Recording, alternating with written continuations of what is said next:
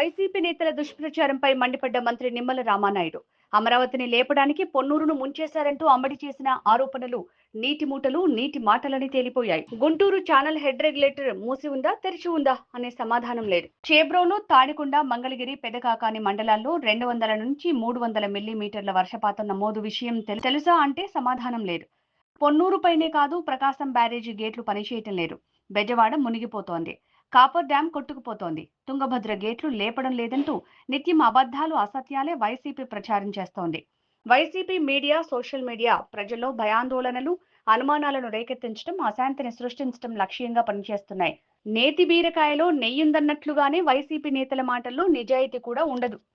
అమరావతిని లేపడానికి కొండవీటి వాగు వరదంతా కూడా పొన్నూరు వైపు తరలించి పొన్నూరుని ముంచేశారని వైసీపీ నాయకుడు అంబటి మురళీకృష్ణ గారు చేసినటువంటి అసత్యమైన ఆరోపణల మీద నీటిపారుదల శాఖ అధికారులు పోలీస్ స్టేషన్లో ఫిర్యాదు చేస్తే నిన్న ఆ యొక్క పోలీస్ శాఖ దర్యాప్తులో అంబటి మురళీకృష్ణ గారు నీళ్లు నములుతూ ఆ యొక్క సమాధానాలు చెప్పలేనటువంటి పరిస్థితి చూస్తే ఆయనవన్నీ కూడా నీటి మూటలు నీటి మాటలే అని అందరికీ అర్థమైనటువంటి పరిస్థితి.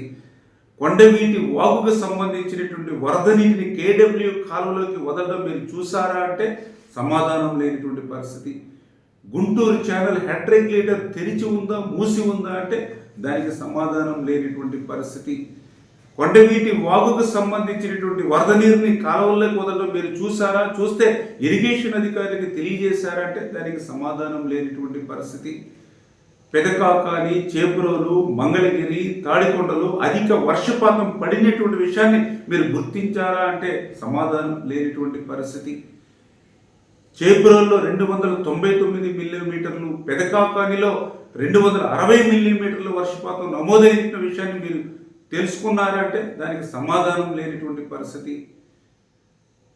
హెడ్ రెగ్యులేటర్ ఏదైతే ఉందో ఆ హెడ్ రెగ్యులేటర్ దగ్గర లిఫ్ట్ అంటే కొండవీటి వాగుకు సంబంధించిన వరద నీటి కృష్ణానదికి లిఫ్ట్ చేయడానికి 5000 క్యూసెక్ల సామర్థ్యం కలిగినటువంటి పంపులు అక్కడ ఉండగా అందులో వరద నీరు కేవలం 2000 క్యూసెక్లు మాత్రమే వస్తే దాన్ని ఎప్పటికప్పుడు కృష్ణానదికి లిఫ్ట్ చేస్తూ ఇంకా 3000 క్యూసెక్ల వరద నీరు వచ్చినా కూడా లిఫ్ట్ చేయగలిగినటువంటి సామర్థ్యం కలిగినటువంటి పంపులు అక్కడ ఖాళీగా ఎంటీగా ఉంటే ఆ వరద నీటిని వేరే ప్రాంతానికి తరలించి మరలించేటువంటి పరిస్థితి ఎందుకు ఉంటుంది అని మీరు భావించారంటే దానికి సమాధానం చెప్పినటువంటి పరిస్థితి.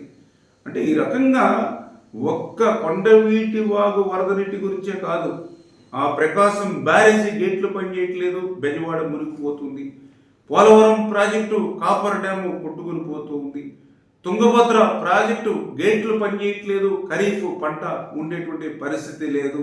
Kondaveeti Vagu head regulator leak అయిపోయి అమరావతి వైపు నీరొచ్చి మునిగిపోతుంది. ఇట్లా ప్రతిరోజు కూడా ఈ వైసీపీ నాయకులు తమ సోషల్ మీడియా ద్వారా, తమ యొక్క అనుకూల మీడియా ద్వారా నిత్యం ఆరోపణలు, అసత్యాలు, అబద్ధాలు చెప్తూ ప్రజల్లో ఒక భయాందోళన సృష్టిస్తూ ఒక అశాంతిని రేకిస్తున్నటువంటి పరిస్థితిని ప్రజలందరూ కూడా అప్రమత్తంగా గమనించాలని చెప్పి తెలియజేస్తూ, దానికి ఉదాహరణే ఈ అంబటి మురళీకృష్ణ చేసినటువంటి అసత్యమైన ఆరోపణలు ఏవైతే నీటి మూటలు నీటి మాటలను ఏదైతే నిన్న తేలిపోయాయో అంటే ఈ రకంగా వీళ్ళు చేసేటువంటి ఈ అసత్యమైనటువంటి ప్రచారం అంతా కూడా నేతి బీరకాయలో నెయ్యి ఉంటుందని నమ్మడం ఏ రకంగా ఉంటుందో ఈ వైసీపీ నాయకులు మాట్లాడేటువంటి మాటల్లో కూడా వాస్తవం ఉండదు అనే విషయాన్ని కూడా ప్రజలంతా కూడా గమనించాలని చెప్పి మీ ద్వారా తెలియజేస్తూ ఉన్నాను.